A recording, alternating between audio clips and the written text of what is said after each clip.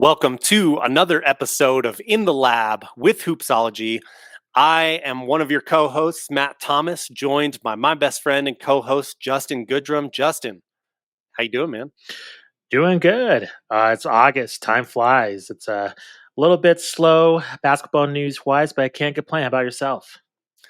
Doing good as well. As you know, went on vacation last week, had a little chance to put my feet up by a lake that we like to visit. So, really nice to have that downtime. Really nice also to chat with Kyle Speller and Yeah. to release that episode. Hope you guys enjoyed that episode last week. We really always enjoy talking to Kyle. And I was glad to have him back on because I remember while watching the finals, hearing his voice roaring in the background and on the team player introductions and everything was always kind of made it extra cool that we had talked to him earlier in the season and now he was in the finals getting to call those. So if you haven't gotten a chance to check it out, please do. It's a really fun episode, really fun chat with Kyle about his experience in winning the title in those final moments as the clock ticked down and then the confetti rained down in Denver, what that all was like. So, without further ado, even though, as you mentioned, it's August, it's kind of dead time in the NBA. We've got a lot to talk about today and a lot that we're looking forward to talk about. First thing we're going to get into is this Damian Lillard story that came out just earlier this week.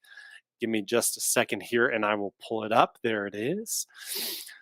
So the NBA finally has something to say. I guess you could say better late than never on this Damian Lillard situation, and specifically the fact that Damian Lillard requested a trade to the Heat specifically.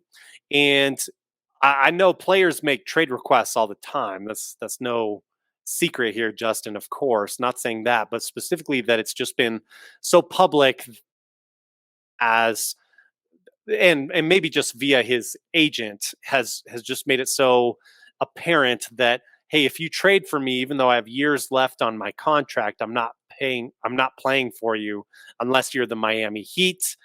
And the league issued a memo to both Damian Lillard and his agent, Aaron Goodwin, that uh, there could be discipline for them if they continue making these sort of statements, and there could be discipline in future cases if players make these types of trade requests. Justin, just broadly speaking, your thoughts on this news? Is it appropriate, too heavy-handed, or just what were your thoughts when this news came out? And it's a tough situation. I can see both sides. I mean, from a fan perspective, who wants to hear that your star player wants to leave? I mean, that's not fun to hear. And then that's not fun to hear from a viewership standpoint when the season starts when you have a, disgruntled player. And so, let's say Portland's playing, I don't know, Orlando, and Lillard has 2 points. All of a sudden, is it because Lillard just had a bad night, or if he just doesn't, he's disengaged? So that creates a whole mutiny of problems. Now, I don't. I mean, that's a pretty drastic example, but you get my point. So I understand it from Damian Lillard's perspective too, in terms of his frustration being there. I mean, CJ McCollum's gone. I feel like they've extended everything they could have done in Portland. He wants to win. He's a competitor. I think if you listen to Damian Lillard, this is not a person that plays basketball just for money. I think he wants to play for legacy and for championships, and he feels like he can't do that in Portland. So I see both sides of the situation. To me, I like transparency. I like honesty. So I appreciate what Damian Lillard has done in terms of what team he wants to play for, and him just being honest. But at the same time, you have to wonder too. I mean, there's other teams that have been in a mix as well. So we've heard Brooklyn, we've heard New York. So there's a hypothetical situation. If he gets traded to a team that's not Miami, but it's a team that he may like, who knows? They might be able to convince him to stay. Like, I don't think that's an impossible. And I don't know how much it hurts the league. I mean, it's controversy. As a former, I'm going to put a wrestling reference out there. Former WCW president Eric Bischoff says controversy creates cash. I mean, if there's controversy around him, if he gets traded to, a top market, I think that's going to create a lot of drama that could be good for the league, even though it's drama. So I don't know. maybe I'm being kind of wishy washy about this, but I don't think it's that big of a deal unless he's just being disruptive towards Portland. So that means, not actively training, not actively attending training camp, his performance is being decreased dramatically, then there's a problem. But as long as he's attending training camp, if he's, keeping up to his previous averages and he's playing to the best of his ability, I mean, I don't really have a problem with it. But I mean, I might be in a minority with that opinion. Yeah, I guess where I would come down a little bit harsher on this is when you look around reports this week.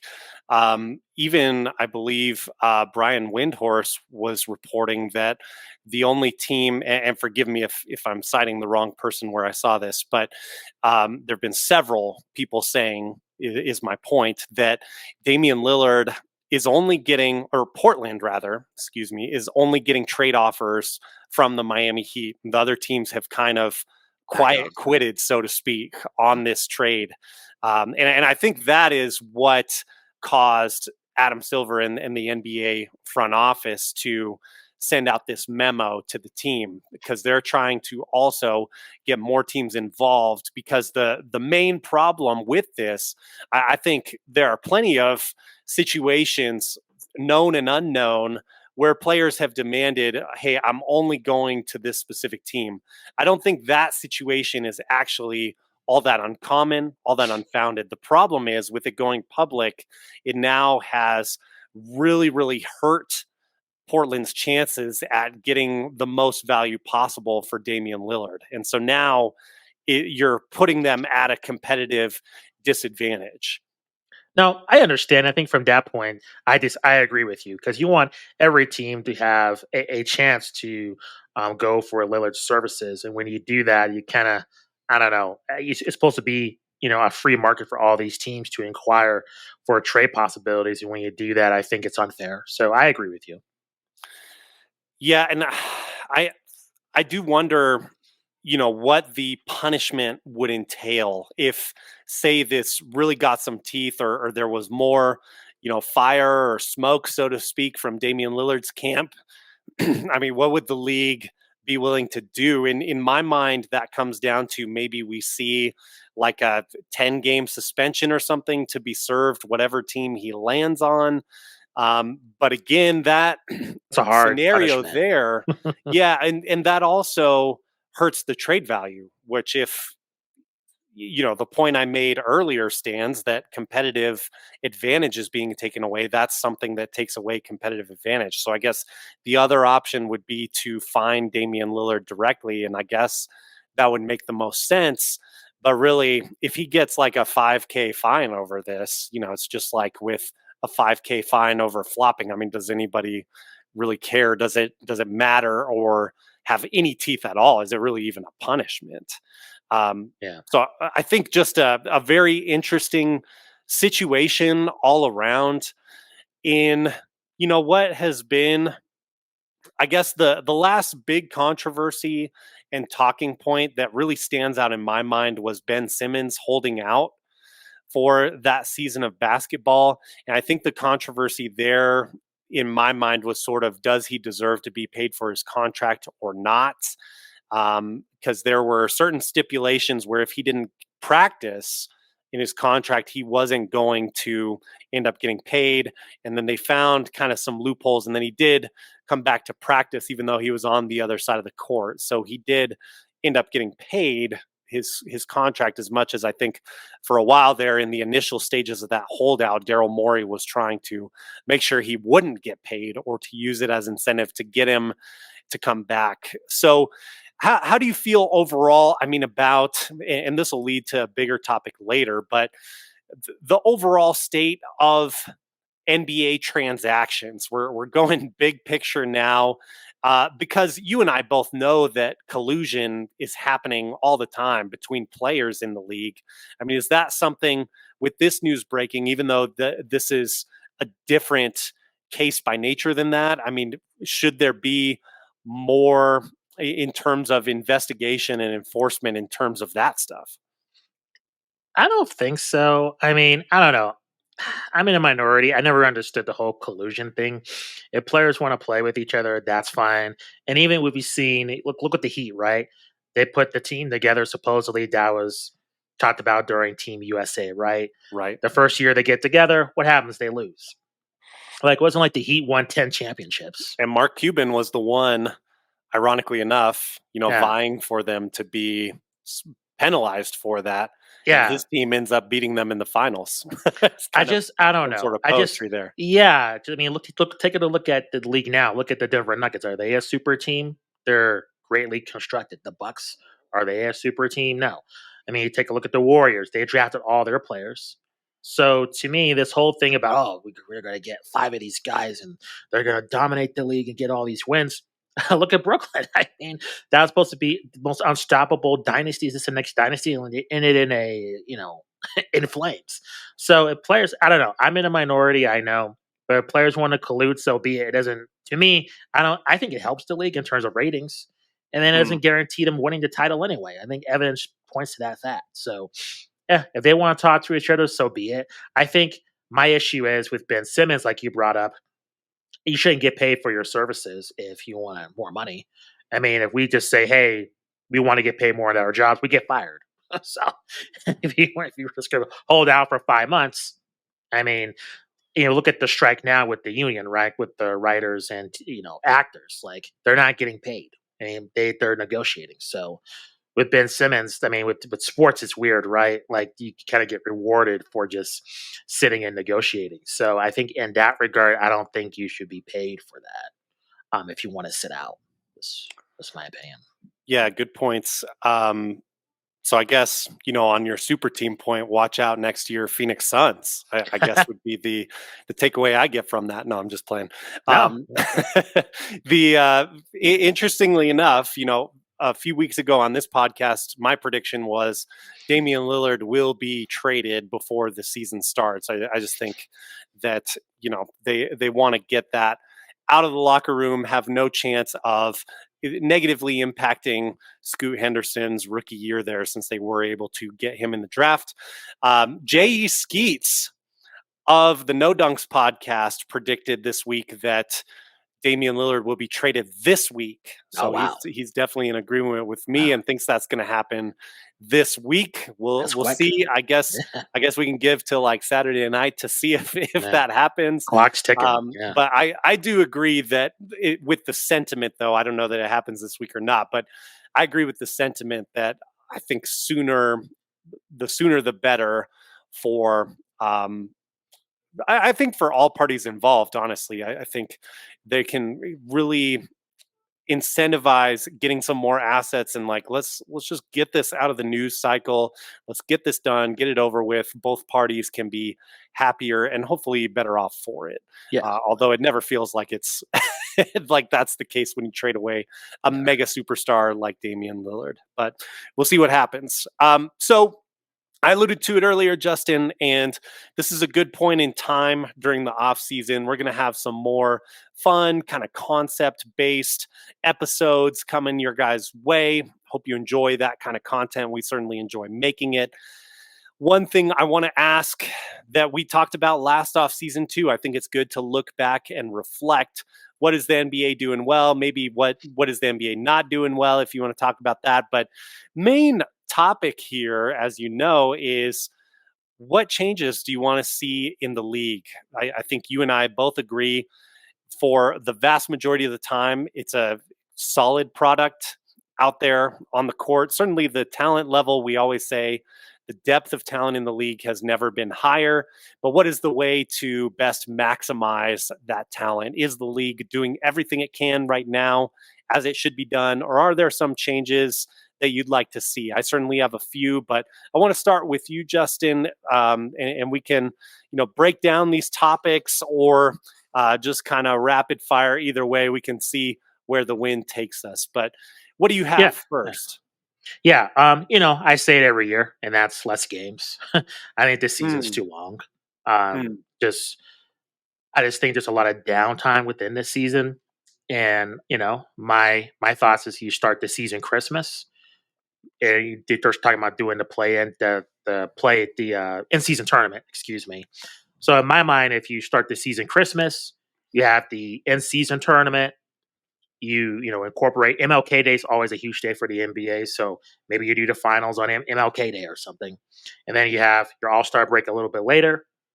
Maybe it's around, I don't know, after the NCAA tournament or something like that, and then you go a little bit further into the summer with the season. I think I before that. I just think the season's a bit too long in my opinion, but I don't think it's that big of a deal.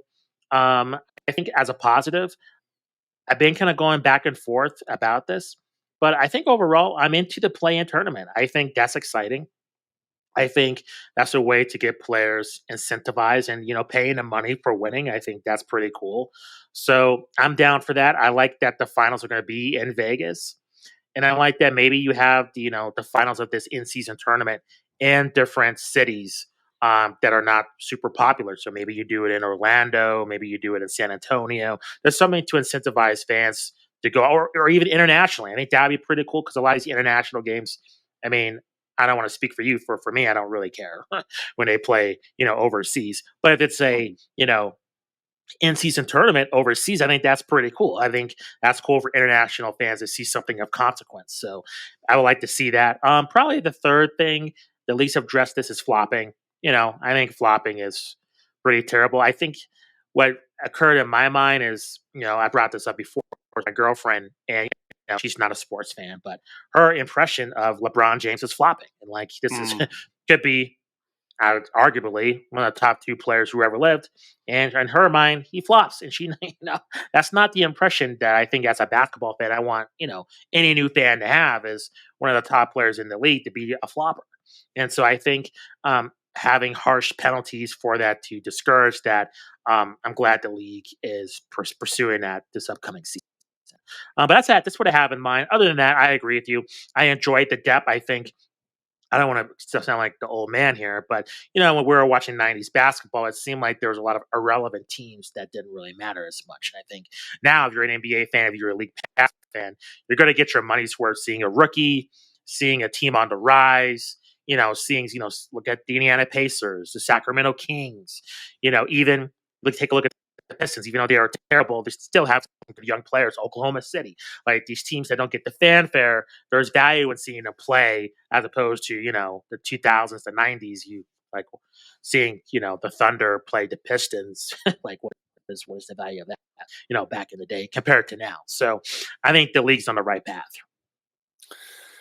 Yeah, so a lot there. Let's unpack a little bit of that. I agree with you. I anticipate.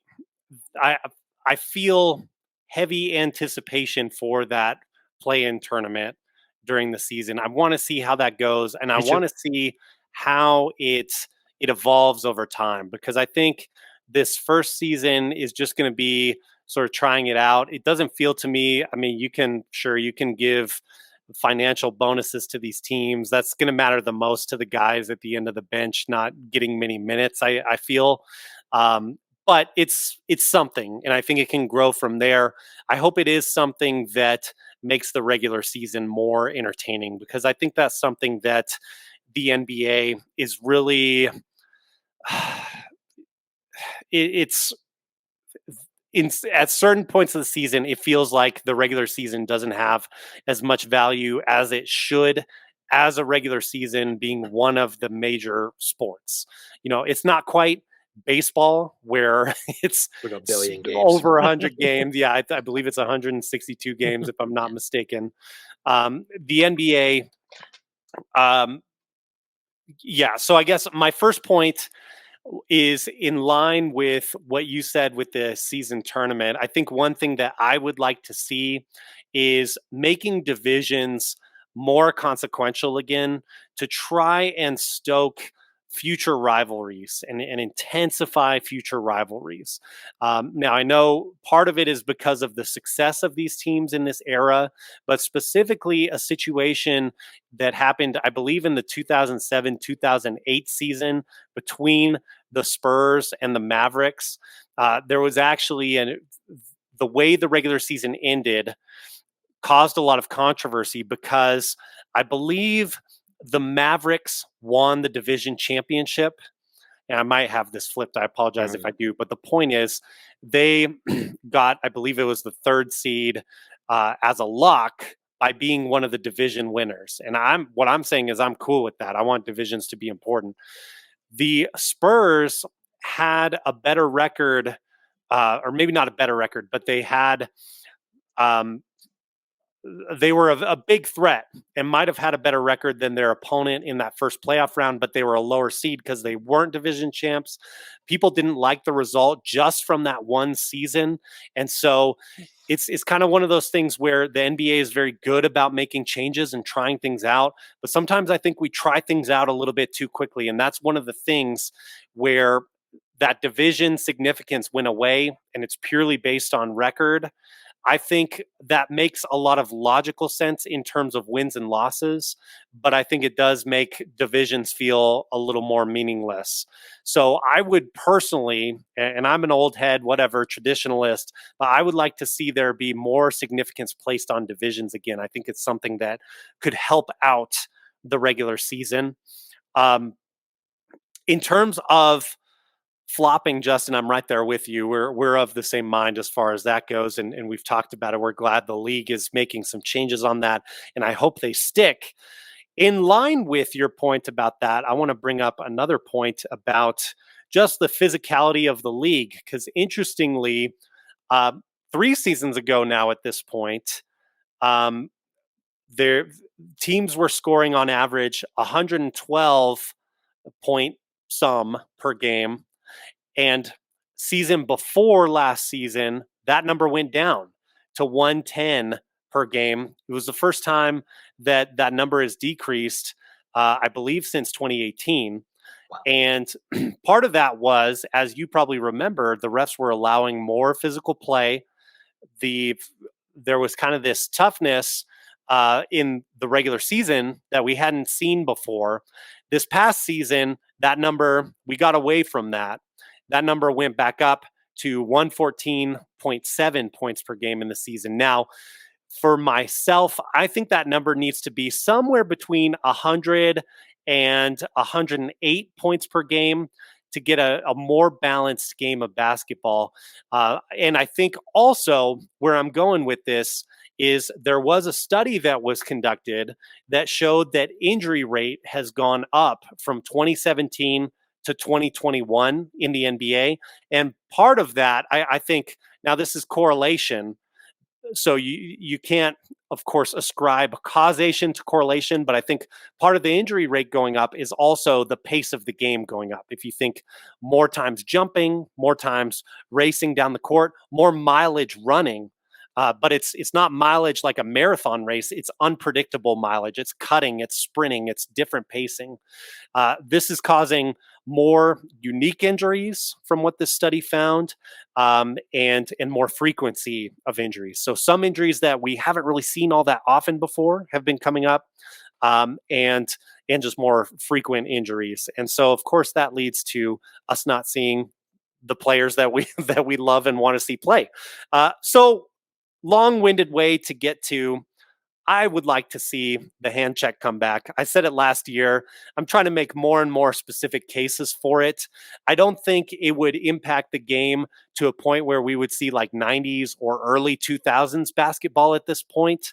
But I do think it would slow players down on their way to the basket, causing less awkward falls and less speed towards the hoop, less turned ankles, less overall injuries. And I think there's been, I mean, even before the offseason hit, we had people arguing. Actually, it was during the Giannis injury. We had people arguing that the charge should be taken away. We should take charges away as sort of a defensive option for people. So what? We just get out of the way and let people dunk it, and it looks like the All-Star game? No, thank you.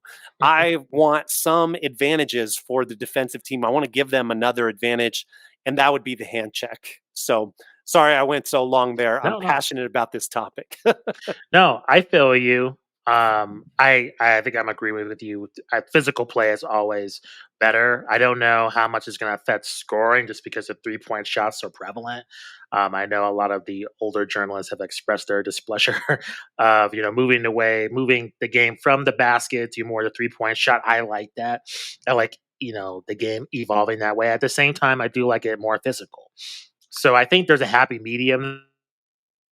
They can also be physical. So I feel you on that for sure. Yeah, and I think just being able, like, I'm not saying. I mean, I think people have this idea in mind of a hand check as like a really violent, aggressive thing, and it's not. It's just you being allowed to put your hand on that player and sort of, sort of like kind of keep your eyes on them, so to speak, or kind of keep more of your proprioception on them with your hand on them. And yes, if they have the ball and they're posting you up, which, as you correctly pointed out, doesn't happen as much nowadays. Yeah, you can push against them and resist a little bit when they push into you, but some of that kind of is happening anyway in the post game. So really, it would just help, I think, slow things up on the perimeter. I just want to see it tried, but I don't know that it's really that big of a concern for the the league office. Now, because as you said, I mean, business is good. The NBA isn't losing money. Things are peaking, and they're likely to get the biggest TV deals in history the next time it comes up. I mean, there's no projection I've seen that predicts money is going away from live sports in general, and NBA certainly included in that. Now, this last one is my most controversial one, and I'm just putting it out there as a brainstorm, as an idea. All right. So don't come at me too hard. I just want to like put up the concept here because I know there's been so much big talk about like player empowerment over the past decade that let me get to it. We have this thing called bird rights. So when a player stays with their team 3 years or longer, usually it's 4 years when this comes into play. You can re-sign this player. It gives you the option to pay them a little bit more money. The bird rights were developed, obviously, it's named after Larry Bird, kind of a reward for that team for retaining this player. And so it allows you, I don't have the percentages pulled up, but you can sign a player to a greater percentage than just 100% of the maximum money they're guaranteed. My thinking, and I would love to know your guys' comments, and of course, your comments, Justin, but we have this mechanism now that makes no sense to me with the intention of the bird rights. And again, that intention being keeping your star player on your team, being able to pay your star player a little bit more for sticking with your team. However, bird rights are retained when a player does a sign and trade type of move. So if I'm LeBron James and I want to go to Cleveland, I say, I'm coming home. Yes, this really happened. Uh, what you'll see teams do is to retain their bird rights, they'll do a sign and trade and then trade that player over. The team gets some assets. So that's the benefit of the sign and trade for the team. And for the player, they get to retain their bird rights. And I do question, and if we want, maybe we don't want this. As you said, sometimes the drama is a great thing. But if we want to emphasize rewarding players for sticking with franchises, that kind of thing, maybe that's not worth rewarding. But should a bird's right, take on a different form if it goes into a sign and trade type of deal? That's the question I'm posing. Well, it's tough because then you have players just sticking with their team for money, right? Like, do you want your players to be motivated by winning, or do you want to be demotivated for the maximum amount of money they want to make for their entire careers? And for fans, they don't like that. I mean, fans, they're not the most empathetic. They they want their players to win. So, and I think that can go hand in hand with signing them to a big money contract if they're really good. But at the same time, that can get murky. Um, I don't know. I think that there's a loophole in that situation. Yeah, it's something I would have to think about because I think you see a lot of players. I don't know. I think what comes to mind is like a Zion Williamson, right? Like right now, he's going through a lot, and there's a situation where you're in New Orleans. Let's just say I don't know. Brandon Ingram gets hurt. And let's say CJ McCollum, as this is a hypothetical situation, this would never happen, but you never know. Just let's just say he just hates it in New Orleans. He just wants out. He hates the food. He wants to be gone. Then you're into his incentive, and I don't know that his contract situation with Zion exactly, but just in a hypothetical scenario like you mentioned, like, is that the best for Zion to stay there just the way that they both treat? That's a toxic relationship with each other. But yeah, he might be motivated to stay because of money. And I don't know. I just don't know if that's the best necessarily for the fans or for Zion or for the league itself. So I feel you on that. I think it's a murky situation. I think it's kind of a case by case basis. But at the same time, I do like players making the amount of money. I mean, I think I saw a thing on TikTok or on YouTube or something in terms of how much taxes athletes pay, and then you have to pay their Oh yeah. agent. Oh I yeah. mean, it's crazy. Like you hear all these athletes make this type of money. I mean, a lot of it's going to the government. Oh So, yeah. I Yeah. It's mean, ridiculous. yeah, I mean they're rich. Don't get me wrong. I mean it's not like we should feel necessarily sorry for them, but it's not like they're an Elon Musk or a Mark Zuckerberg either, and yet they're putting their bodies out on the line every single night. So I think it's still somewhat lopsided in terms of like the owners of these teams compared to the players that are risking it all. I mean, the owners ultimately have that power, not necessarily the players that are risking themselves and have to pretty much give up any semblance of a normal life.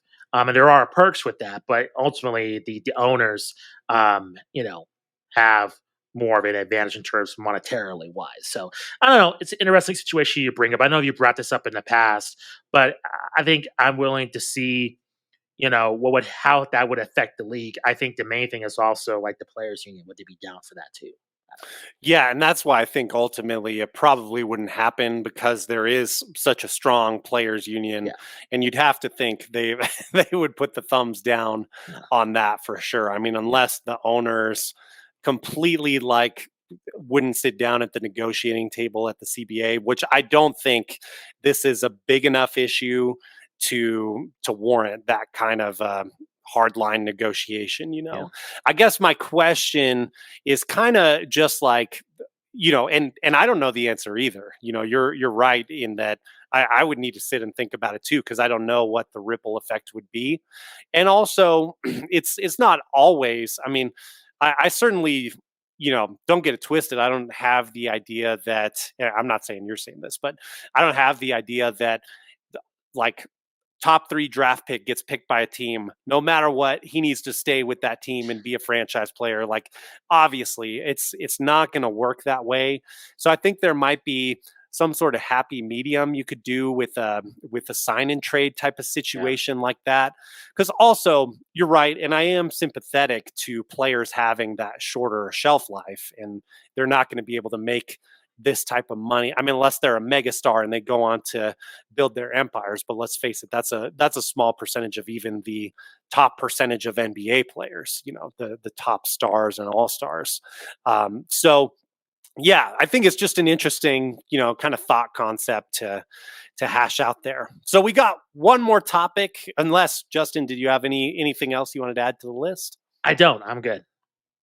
Right on. So there are some things that it sounds like both you and I would want sort of changed or at least examined, at least conversations being had about it. But all in all, I mean, the league is going very strong. You and I both agree on the talent in the league and the league being in a pretty good spot overall. Um, so we'll see what happens, and I'm very curious. I think it could have huge positive impact with the flopping rule changes that you mentioned. So I'm excited for that. We've got one more story to cover that maybe is not as significant on the court itself, but is significant to us in our homes, and that's right. Mark Jackson is out at ESPN. So there was talk of Mark Jackson, I think, moving on to their sort of B team broadcast squad. He wasn't for that. The network is looking to save money anyway. And I just realized this article we have pulled up is by Richard Deitch at The Athletic, friend of the show. So shout out to Mhm. him. Um, So, question being, of course, who is the A team going to be at ESPN? We have the answer to that as well. The network is looking to promote Doris Burke from that B team to the A team, and then sign Doc Rivers to be lead NBA analyst, along with play-by-play announcer Mike Breen, who uh, really actually kind of expressed some disappointment in losing Mark Jackson and Jeff Van Gundy. Said that they had kind of a dream team scenario in his mind, and he was hopeful that they would be able to do that for decades together as broadcasters. But the things change quickly in the 2020s, and this is one of those changes. Justin, I just want to ask your reaction on this change. um, what do you think of this news? Yeah, I'll try to be concise. We'll see. I might fail in that endeavor. But number one, I think Mike Breen is correct with his concerns. It's chemistry, right?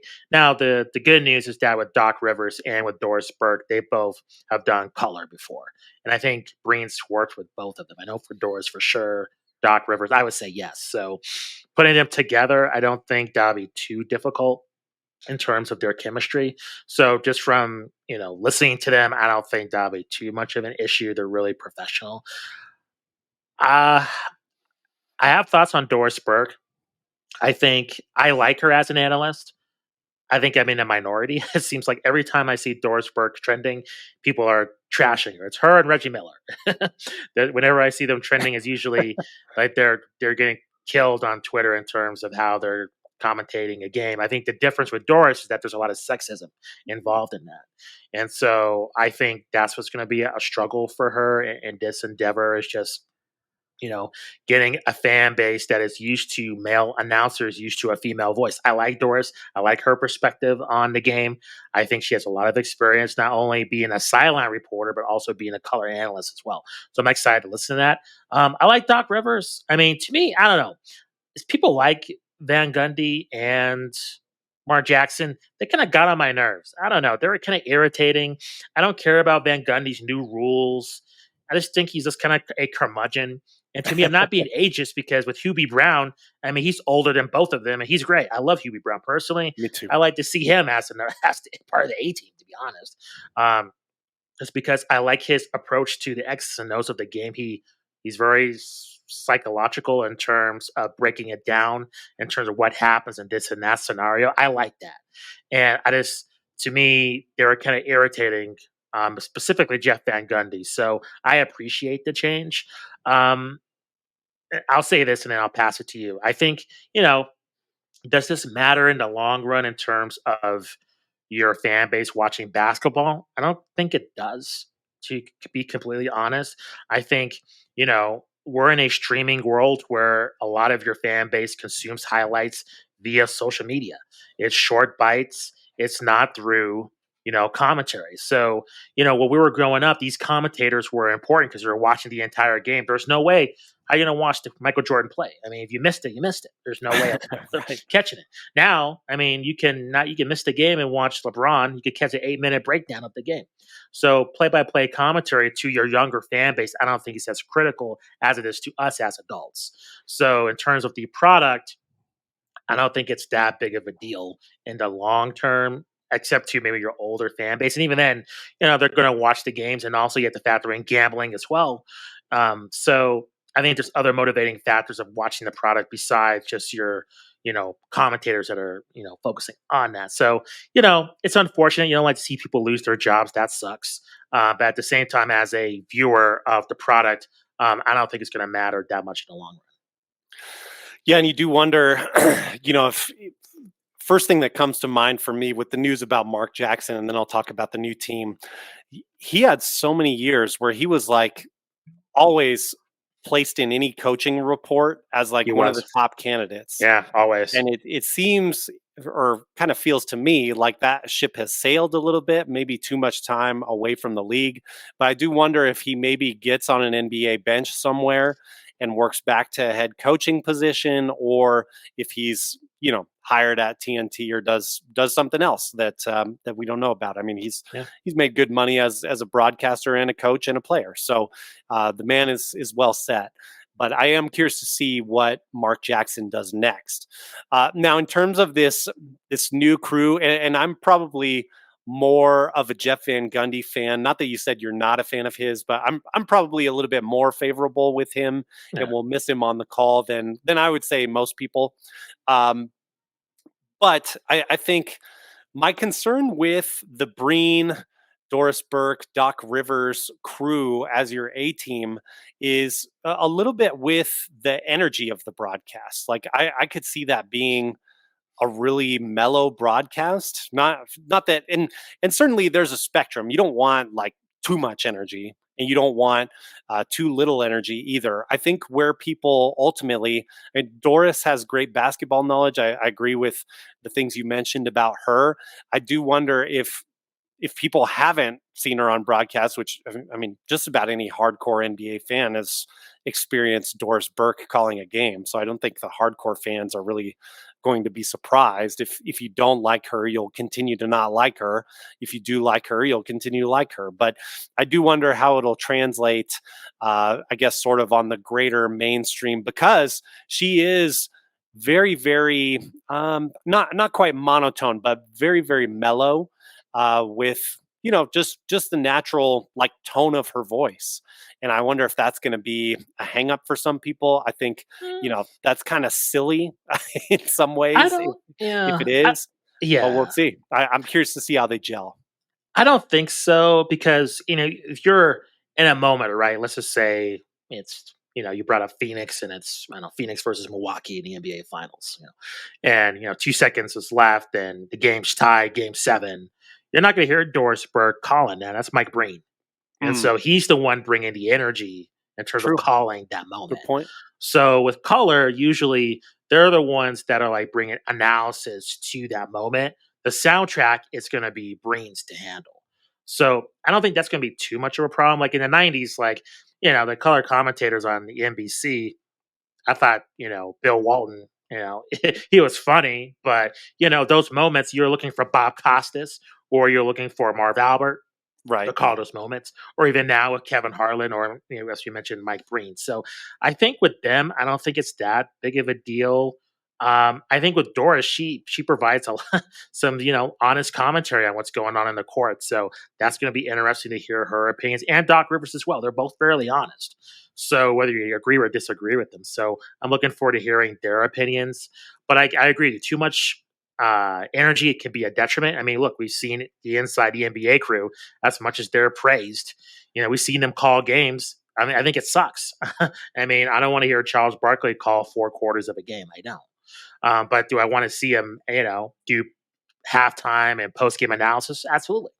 So I think to your point of like too much energy, absolutely, that could be a detriment. Yeah. And I think another thing that's interesting, I mean, why they may have good chemistry. I mean, Doris Burke, one of the comments about her was that she was such a Philadelphia fan throughout the playoffs, and of course, Doc was coaching that team There you at the go. time. So, Yeah. well, hey, they can shake hands there. I'm sure they already get along great and know each other well. Yeah. So I don't anticipate any issues with chemistry and that kind of thing. More so, I think by chemistry, what you and I mean is like picking their spots at the right time, not Yeah. talking over each other or knowing when to trade off. But I mean, all three of That those takes are time. Yeah. top professionals. They'll Hmm. figure that out, I think, Yeah, for sure. pretty quickly. All right. Any other topics or side notes you wanted to get into today, Justin? No, just to let our audience know to check out our previous interviews. We have a lot of interviews, of course, covering this past season, but also a lot of interviews with a lot of authors that are evergreen. You can listen to them many times. So please check out our archives. Our most recent interview, like you mentioned, Matt, with Kyle Speller, and just make sure you check us out on all social media platforms as well. We have our latest updates. So just like Matt said, keep on track for the rest of the season and send us an email as well, hoopsologypod@gmail.com. Absolutely. For Justin Goodrum, I'm Matt Thomas. You guys take care. We will see you very soon in the lab with Hoopsology. Peace. See you next time.